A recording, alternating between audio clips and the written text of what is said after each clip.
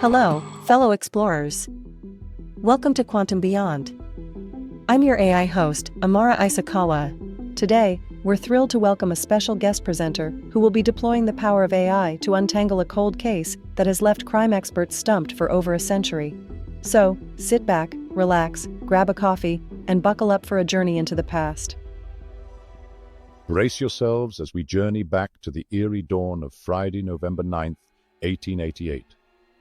This date, forever scarred in the annals of history, marks one of the most brutal chapters in the terrifying saga of Jack the Ripper.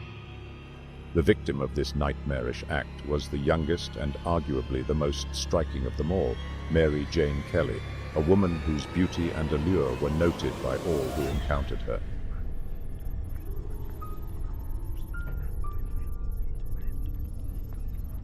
AI speculates this timeline of events. A cooling-off period is when a serial killer pauses due to heightened scrutiny, only to resume later. In this case, the killer returned not just to murder, but to make a horrifying statement that would shock London. Given November's cold, rainy weather and increased police presence, the next murder logically occurred in sheltered accommodation. The killer needed a plan to surpass his previous crimes. He targeted a prostitute with her own place, where he could execute his plan of unimaginable suffering. In the year 1888, it was a rarity to find a single woman in her 20s with a private residence of her own. Yet this was the exact circumstance the killer needed for his most gruesome act. Despite the pervasive fear of Jack the Ripper that held the East End of London in its icy grip, he was able to disarm his target, a young woman clouded by intoxication.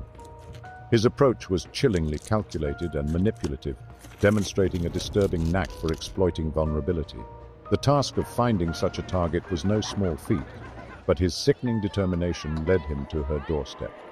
Miss Cox, a key witness, reported seeing a man carrying a quart of beer, a quantity slightly more than a liter.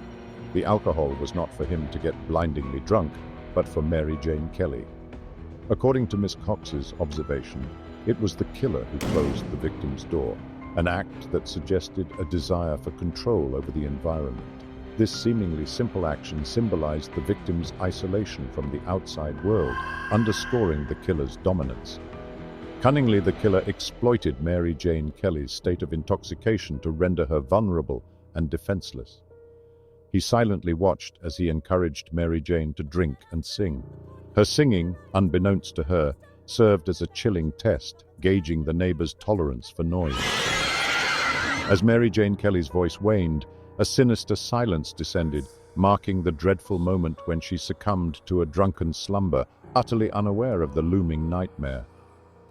The AI conjectures that the killer methodically undressed her, folding her clothes with chilling precision and placing them on a chair.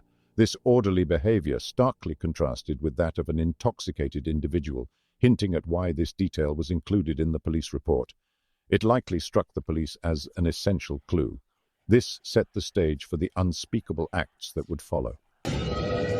Between the bleak hours of 3:30 a.m. and 4 a.m., and fueled by sadistic intentions, Jack the Ripper began the horrific mutilation of Mary Jane Kelly.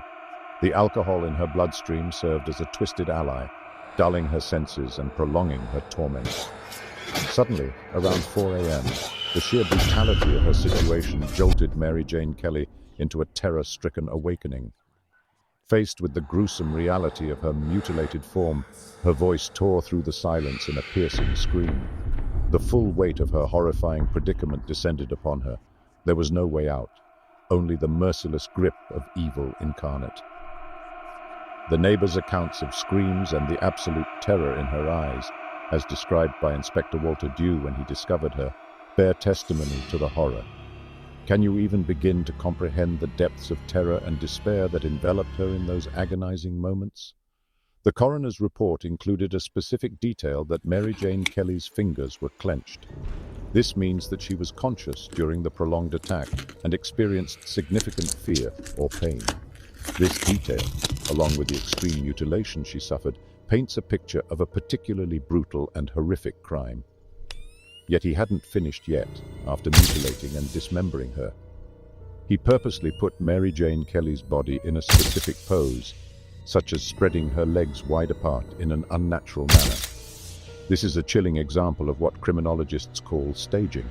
This is when a killer intentionally alters the crime scene, often to send a message or to satisfy their own twisted psychological needs. In this case, the staging seems to serve multiple purposes. Firstly, it degrades and dehumanizes the victim even further, reducing her to an object in a gruesome display.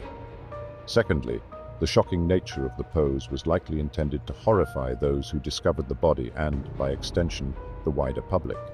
This suggests a desire for notoriety and control, with the killer using his crimes to instill fear and chaos in the community. This speculative timeline aligns hauntingly with the estimated time of death, as determined by rigor mortis, corroborating the witness accounts. Moreover, this man was never heard leaving the flat, and none of the women heard him. This suggests he wasn't drunk and implies he discreetly and silently exited the apartment, making no noise on the courtyard cobbles as he departed. Our analysis raises the chilling possibility that some reports may have been suppressed to hide the horrific events described to the victim.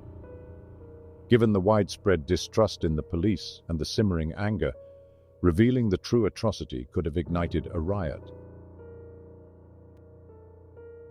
With the aid of your insightful comments, let's delve into the chilling events of that fateful day.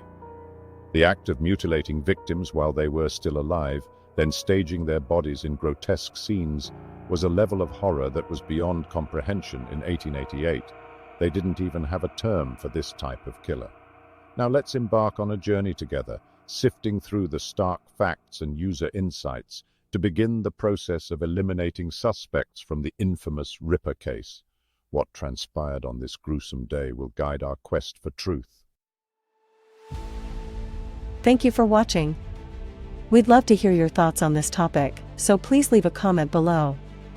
Join our community of curious minds and future explorers by subscribing, liking, and sharing our videos.